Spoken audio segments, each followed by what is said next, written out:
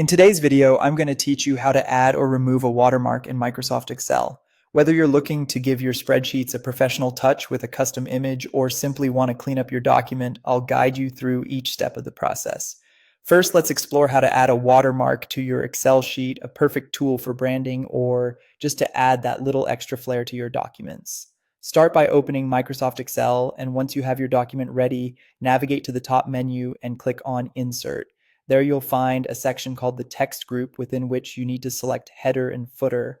This will bring up the page layout section where we can begin adding our watermark.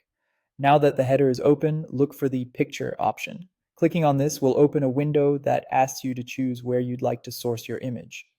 For this demonstration, we'll select from a file on our computer, click Browse, find the image you want to use as your watermark, and finally click Insert. Once you've done that, click anywhere outside the header onto your spreadsheet, and you should see the watermark has been successfully added in the background of your document.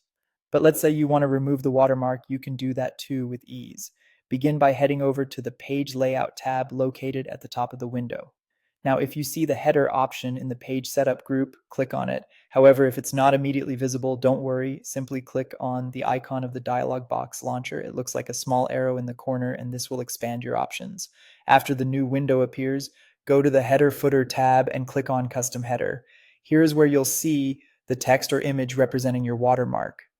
At this point, you simply need to delete where the picture information is written. It's like pressing a delete button on the watermark itself. Once you've done that, click OK to close this window, and OK once more to seal the deal. With these steps, you can effortlessly add or remove a watermark according to your needs.